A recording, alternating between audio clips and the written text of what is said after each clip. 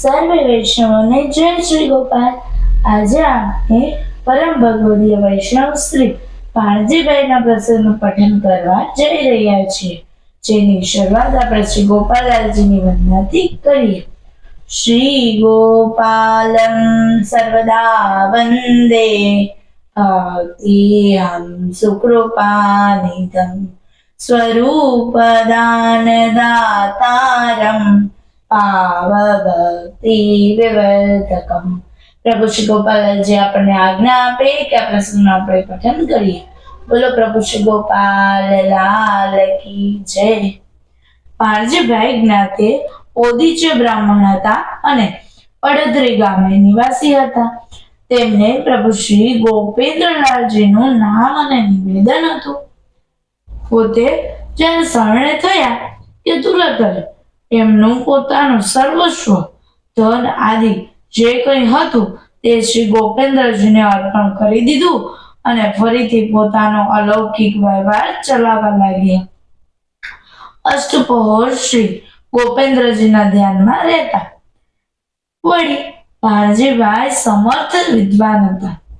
તેમણે પ્રભુ શ્રી ગોપેન્દ્રજીના ઘણા ગ્રંથ કર્યા છે અને સભામાં શ્રી ગોપેન્દ્રજીના સ્વરૂપનું પ્રતિપાદન કરતા વળી શ્રી પુરુષોત્તમ પ્રકાશ નામનો ગ્રંથ કર્યો છે અને તે વૈષ્ણવોને ઘણો જ ઉપયોગી છે। તેમણે પુરુષોત્તમ પ્રકાશ નામનો ગ્રંથ લખ્યો છે। હજી અત્યારે જ પણ તેમના નામનું સ્મરણ થાય છે અને એમના માથે પ્રભુ શ્રી ગોપેન્દ્રજીના ચરણનું સેવન બિરાજતું એ એમને સાનુભાવ હતું। પાણજીભાઈને એક દીકરી, તે બાલાભે કોઈ બ્રાહ્મણને ત્યાં પરણાવી હતી। તેમને તેડવા બીજા માણસોને મોકલેલા, પણ એમની સાથે દીકરીના સાસરિયા મોકલતા નહીં। પણ એ દીકરી ઘણી જ લાડમાં ઉછળાયેલી। બાલાભામાં આજી નદી ઘણી દૂર અને ત્યાંથી જલ ભરવાને જવું પડે। જલ ભરવું અને ઘરનું બધું કામ કરવું, તેથી બાઈને ઘણો પરિશ્રમ પડતો। પોતે તે સર્વ દુઃખ નિભાવી લેતી, છતાં ઘરમાં સાસુ ઘણી કરડી હતી। તે કે સાસુ બહુ કટકટ કરે રાખે આમ, એથી બાઈને ઘણો પરિશ્રમ પડતો। પોતે બધું દુઃખ નિભાવીને છતાં એ બધું કરતા તો બાઈ જેના જે સાસુ હતા તે થોડું કચકચ કર્યા કરતા। ઘડી ઘર થોડી વાર પણ એમને સુખ ના લેવા દેતા, કાયમ મેણા ટોણા માર્યા રાખતા। એક દિવસે જળ ભરવાને જાય છે, પાછા આવતા ઘણો સમય થઈ ગયો તો રસોઈનું પણ થોડું મોડું થઈ ગયું। પણ સાસુજીથી એ સહન થયું નહીં અને બહુ બેટાને કહેવા લાગ્યા કે રોષમાં આવી ગયા ને જેમ તેમ બોલવા લાગ્યા કે સાંભળી બાઈ ઘણી જ ગભરાઈ ગઈ અને નમ્ર સ્વભાવે કહેવા લાગી, જળ એટલે દૂર છે તેથી મોડું થઈ ગયું, એમાં હું શું કરું?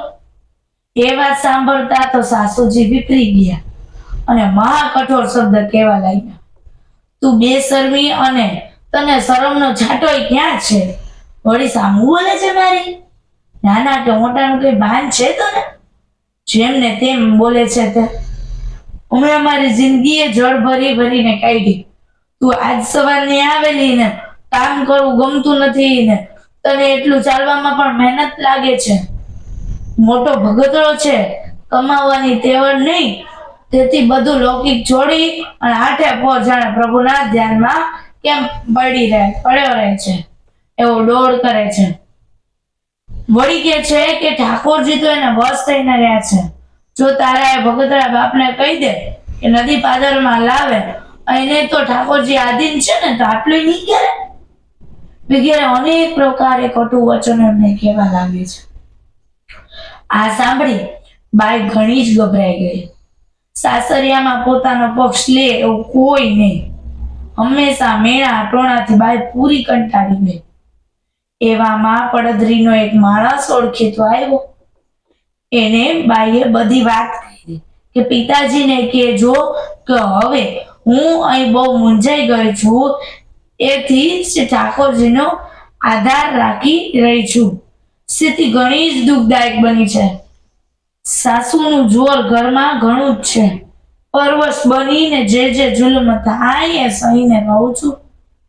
વિશેષમાં એવું મેળું મારે કે તારો બાપ ભગતડો છે તો કે હાજી અહીં પાદરમાં લાવા.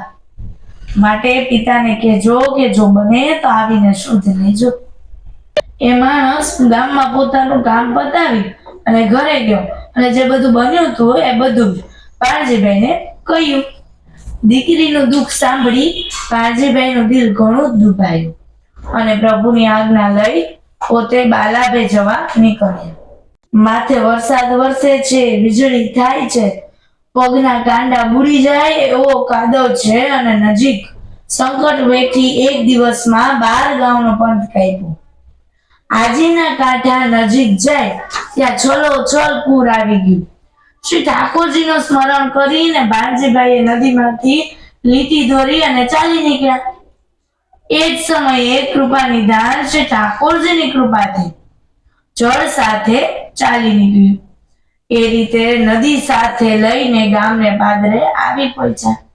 ગામના લોકોને ખબર પડતા એ બધા દોડી આવ્યા અને બાણજીભાઈ પાસે હાથ જોડીને વિનંતી કરી કે હે બાણજીભાઈ, તમે તો ભગવતી સાક્ષાત પ્રભુ સ્વરૂપમાન છો, પણ હવે જો વધારે આગળ ચાલશો તો ગામ ડૂબી જશે.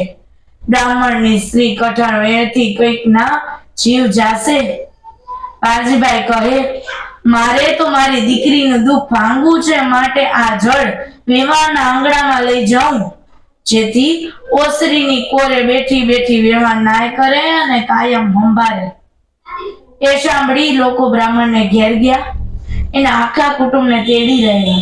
તેણે આવી પોતાના દોષની ક્ષમા માંગી અને વિનંતી કરવા લાગ્યા કે જે આપ તો સાક્ષાત ઈશ્વર છો, નદી ગામમાં આવશે તો ગામ ડૂબી જશે, માટે હવે બસ કરો અને અમારા અપરાધની ક્ષમા કરો. વળી બાઈના સાસુ તથા સસરા પગમાં પડીને વિનંતી કરવા લાગ્યા કે જે અમને વૈષ્ણવ કરો. એ સમયે શ્રી ગોપેન્દ્રલાલજી ડુંગરપુર બિરાજતા હતા. તેથી વિનંતી પત્ર લખીને ત્યાં પધરાવવા અને બ્રાહ્મણનું આખું કુટુંબ સેવક થયું. એમ જ તેમના સંગથી ગામના કેટલાક પણ વૈષ્ણવ થયા. બાણજીભાઈએ નદીને કહ્યું કે જે તું ગામની ફરતે ચાલ. તેથી બાલાભા ગામની ફરતી નદી ચાલી અને કહ્યું, જે ગમે તેટલું જળ ચોમાસામાં આવશે પણ ગામને આંચ આવશે નહીં. એ નદી આજ દિવસ સુધી ગામની ફરતે ચાલે છે અને ગમે એટલું જળ હોય છતાં બાલાભાને કોઈ નુકસાન કરતી નથી. અને એ ઉપરથી બાણજીભાઈ ભાદરવારી કહેવાના માટે જ કહ્યું છે, ભક્તિ ભયની હરનારી રે શક્તિ સેવકની ભારી, બોય કષ્ટ કર કાર્ય અપારી, પ્રભુ પ્રતાપે સકે સુધારી, શક્તિ સેવકની ભારી. બાણજીભાઈને અવસાનનો સમય આવ્યો અને એમ જાણવામાં આવ્યું કે પોતે વિચાર કર્યો છે કે કોઈ સગા નાતીલા પાસે કાંઈ પણ ચાકરી કરાવવી નથી, કોઈ પણ સેવા કરાવવી નથી. તેથી કેટલાક વૈષ્ણવોને બોલાવીને કહ્યું કે મારે આજ ચતુરાદશી છે, તેથી ચાલવું છે એવી ઈચ્છા છે, પણ મારા આ દેહને ધામધૂમથી સંસ્કાર કરજો, કાંઈ પણ લૌકિક ન કરશો. અને ધોળ માત ગાતા ગાતા કીર્તનની ધૂમ મચાવતા ગુલાલ કંકુ ઉડાડજો અને કોઈ મહાન ઉત્સવ હોય એમ સર્વે આનંદથી દેહનું કાર્ય કરજો. અમારી કાંઈ પણ ભૂલચૂક થઈ હોય તો માફ કરજો, વગેરે અનેક બને હાથ જોડીને વિનંતી કરી. શ્રી ઠાકોરજીને રાજભોગ લાવી આનંદની સાથે પ્રસાદ લીધા અને મહામનોરથ મનાવ્યો. માળાની પહેરામણી કરી સર્વે સાથે હળીમળી તેલ તિલક કર્યા અને સ્વસ્થ થઈ શ્રી ઠાકોરજીનું ધ્યાન ધરી શ્રી બાણજીભાઈ સદાને માટે સૂતા નાડી બંધ થઈને શ્વાસ ગયો. વૈષ્ણવ ગાતા ગાતા સ્વશાનને લઈ ગયા અને અગ્નિ સંસ્કાર કર્યા. અને એવામાં એક અજબ થયું.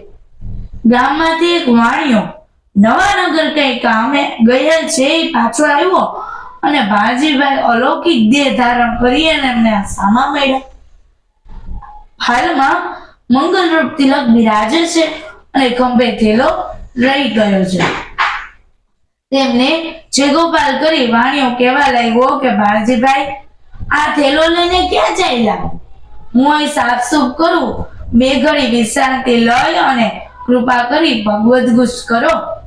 તુરત જ એક વૃક્ષ નીચે સાફ કરી ત્યાં બેઠા.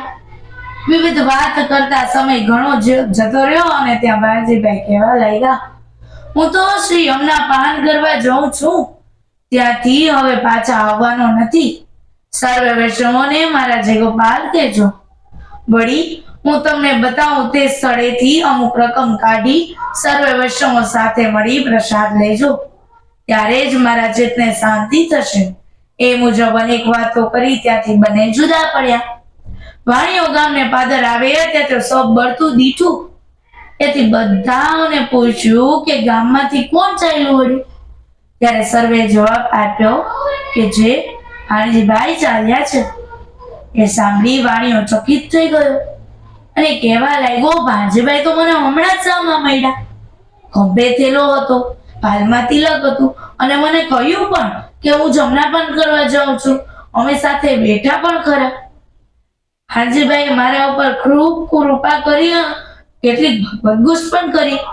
વળી એક બીજી વાત કરી છે કે ઘરના કરાની અંદર અમુક જગ્યાએ અમુક રકમ છે, તે કાઢીને સર્વે વૈષ્ણવોને પ્રસાદ લેવડાવી મારા જય ગોપાલ બોલાવજો. એ સાંભળી બધા પોતેની ખાતરી કરવા માટે ઘણા ઉત્સુકતાથી ત્યાં ગયા અને બધાએ ઘરે આવી અને તપાસ કરી તો એ પ્રમાણે સર્વે મળ્યું. સૌને મનમાં દ્રઢ થયું કે ભાણજીભાઈ પ્રભુના સાચા સેવક હતા અને અંતે પ્રભુ પદને પામ્યા.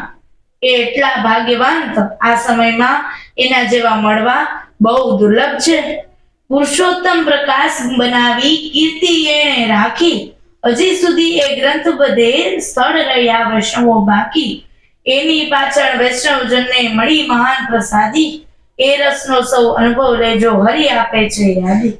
તો કે ભાણજીભાઈએ પુરુષોત્તમ પ્રકાશ બનાવી કીર્તિ અમલ કરી અને જેથી હજી સુધી એ ગ્રંથ વૈષ્ણવો વાંચી અને લાભ લે છે, જેની પાછળ એ જ મહાન પ્રસાદી સર્વેને મળી. જે ધન મળ્યું એમાંથી સર્વે વૈષ્ણવોને પ્રસાદી લેવડાવી આનંદ માનવ્યો અને જય ગોપાલ બોલ્યા, માટે એ રસનો સૌ અનુભવ લેજો. હરિ ફરીથી પણ એ યાદી આપે છે. એવા ભાણજીભાઈ પરમ કૃપા પાત્ર હતા, તેની કૃપાનો પાર નથી. જો આ પ્રસંગના પઠનમાં મારાથી કોઈ ક્ષતિ રહી ગઈ હોય તો તુમદાસાનું દાસ ચરણ જાણીને મને ક્ષમા કરજો. બોલો પ્રભુ શ્રી ગોપાલ લાલ કી જય.